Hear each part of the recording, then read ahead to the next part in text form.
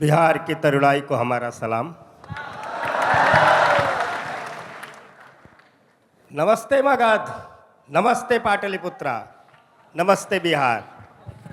का हाल चाल है? बढ़िया। मैं बड़ा भावुक होकर के बैठा हुआ था, क्योंकि बिहार से मेरा बड़ा भावुकता का रिश्ता है। जब जब मैं बिहार आता हूं तो लगता है कि हजारों साल का इतिहास ऐसे ही बगल से छू करके निकल गया, क्योंकि लोगों के लिए बिहार एक प्रदेश होगा, एक देश का हिस्सा होगा। मेरे लिए बिहार कौटिल्य की दृष्टि है, चंद्रगुप्त की शक्ति है, बुद्ध का ज्ञान है तो आर्यभट्ट का विज्ञान है, दिया है दिवाली का, गुलाल है होली का, छठ पूजा का गंगा घाट है तो मिथिला की मिठास है, वैशाली का वैभव है, जेपी का आंदोलन है, इतिहास का परिवर्तन है। इसलिए आपकी जिम्मेदारियां भी बड़ी हैं। आप बहुत बड़ी विरासत को संभालने वाले लोग हो, और जिनके साथ इतिहास की थाती होती है, जिनके पास विरासत बड़ी होती है, याद रखिएगा उनके दायित्व बोध भी बड़े होते हैं, उनको कर्म बड़े करने होते हैं, उनको सफलताएं बड़ी अर्जित करनी होती है, उनको अपने समय के सत्य को स्थापित करने के लिए बड़ी बड़ी लड़ाइयां लड़नी पड़ती हैं। इसलिए आप बड़ी लड़ाइयों को लड़ने के लिए तैयार हो जाइए। आपके पास न लड़ने का कोई विकल्प नहीं है, क्योंकि आप बड़े बड़े महापुरुषों के वंशज हैं।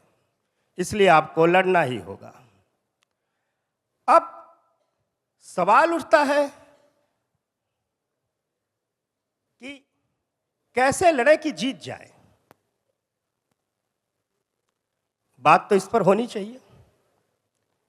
वेद में एक बात कही गई है, कृतमे दक्षिणे हस्ते जो में शब्द आहित। यदि हमारे दाहिने हाथ में कर्म है तो बाएं हाथ में विजय सुनिश्चित होगी। इसलिए लक्ष्य जीत नहीं, लक्ष्य कर्म होना चाहिए। जीत तो हर कर्म का उत्पाद है। हम कहते हैं ना कि अपनी जीत पर लक्ष्य रखो, नहीं, अपने कर्म पर लक्ष्य रखो। कर्म पर यदि आपने लक्ष्य गड़ाए हुए हैं, निगाह रखी है, तो जीत तो होनी ही होनी है। अब सवाल उठता है कि कौन सा कर्म करें कि हमारी विजय सुनिश्चित हो। यह भी तो एक मुद्दा बनता है। एक छोटी सी कहानी आपको सुना रहा हूं, कुछ सेकंड की। राम जी जा रहे थे रावण से युद्ध लड़ने। जब लंका के इस पार पहुंचे तो पहली बार सागर देखे और उस समुद्र को एकटक निहार रहे थे। लक्ष्मण ने सोचा कि हमारे भाई का उत्साह मध्यम पड़ गया। तो लक्ष्मण ने पूछा, भैया सेना यहां तक लेकर के आ गए, अब इस सागर को पार कैसे करेंगे? तो राम ने कहा, लक्ष्मण मैं सागर से रास्ता मांगूंगा। सुनिएगा गौर से। राम ने कहा कि लक्ष्मण मैं सागर से रास्ता मांगूंगा। लक्ष्मण ने कहा, भैया समुद्र ने किसी को आज तक रास्ता दिया है जो आपको देगा? तो हमारे सबसे बड़े पूर्वज राम कहते हैं कि लक्ष्मण जापे जहिकै सत्य स्नेहु ताहि मिलहु नहीं कुछ संदेहु। समझना गौर से, यही सफलता का रहस्य है। जापे जहिकै सत्य स्नेहु ताहि मिलहु नहीं कछ संदेहु। यानी अगर हमारा स्नेह सत्य है, हमारा स्नेह सच्चा है, तो उस चीज को प्राप्त होने से दुनिया की कोई ताकत रोक नहीं सकती। अब यहां एक सवाल उठता है कि वो सच्चा स्नेह क्या है? किस स्नेह को हम सच्चा स्नेह कहेंगे? सत्य क्या है? सत्य स्नेह आखिर है क्या? तो वाल्मीकि से लेकर तुलसीदास जी ने समझाया है कि वह हर चीज सत्य है जो कल्याणकारी है। हमारे एक फिलासफर हुए तिरक्कल जी, उन्होंने तो यहां तक कह दिया कि अगर असत्य भी कल्याणकारी है तो सत्य हो जाता है। वाल्मीकि से लेकर तुलसीदास जी तक मर्यादा पुरुषोत्तम कहते हैं कि जो कल्याणकारी है वो सत्य है। यानी जब हम कर्म करने आए तो हमारे कर्म की जो प्रेरणा होनी चाहिए वो कल्याण होनी चाहिए। आप जब सिविल सेवा की तैयारी करने आए तो आईएएस क्यों बनना है, आईपीएस क्यों बनना है, एसडीएम क्यों बनना है, डिप्टी एसपी क्यों बनना है, इस क्यों का जवाब बहुत कल्याणकारी होना चाहिए, बहुत विराट होना चाहिए, बहुत ऊंचा होना चाहिए, बहुत महान होना चाहिए। आईएएस इसलिए नहीं बनना है कि भौकाल दिखाना है, इसलिए नहीं बनना है। इसलिए नहीं बनना है कि बहुत घूस लेके पैसा कमा लेना है। कई विद्यार्थी मेरे पास आते हैं तो मैं पूछता हूं क्यों बनना चाहते हो, तो बोलते हैं गुरुजी शादी में दहेज बहुत मिलता है। इसलिए नहीं बनना है। बनना इसलिए है कि लाखों जिंदगियों में रोशनी ला सके, उजाला ला सके।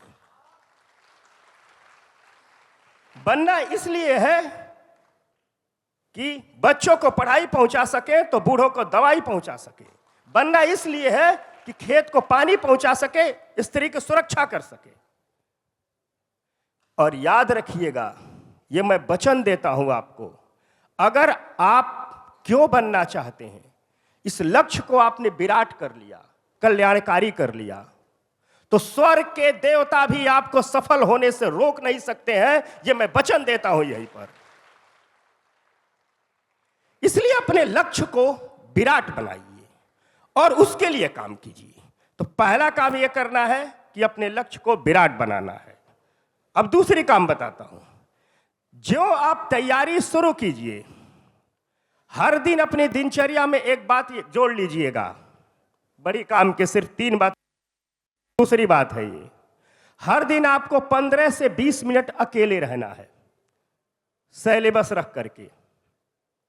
और अपने मोबाइल की कसम खा लीजिए, इस मोबाइल को ऑफ करके अकेले रहना है। सिलेबस रख करके बस 15 से 20 मिनट, आधे घंटे आप अकेले रहिए।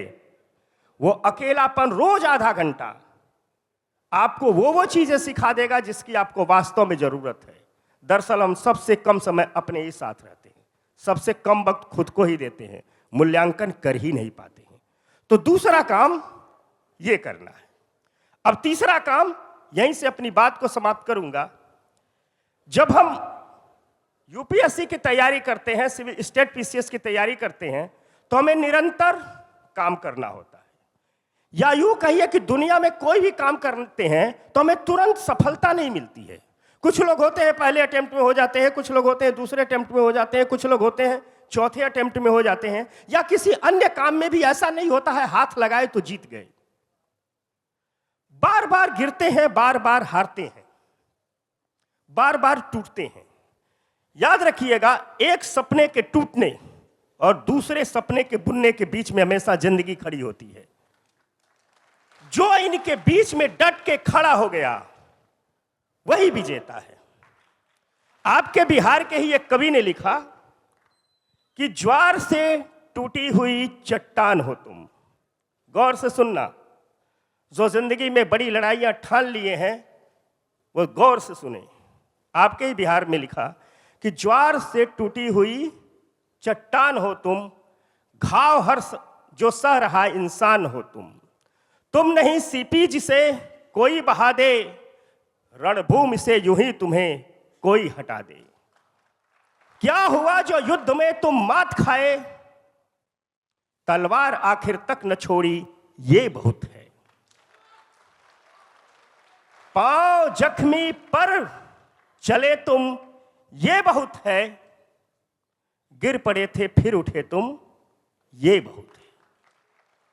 तो याद रखिएगा, पहली बात लक्ष्य की विराटता, विराट लक्ष्यों के लिए संघर्ष करना है, विराट लक्ष्यों के लिए पढ़ाई लिखाई करना है, अपने समय के अंधेरों से लड़ने के लिए पढ़ना है। दूसरी बात, हर दिन खुद को अकेलेपन का कुछ वक्त देना है मूल्यांकन के लिए। और तीसरी बात, जब भी गिरना है उठ के खड़ा हो जाना है। इतना तीनों काम कर लीजिए, आपके सपने को पूरा होने से मैं फिर से कहता हूं, स्वर्ग के देवता भी नहीं रोक सकते हैं। धन्यवाद।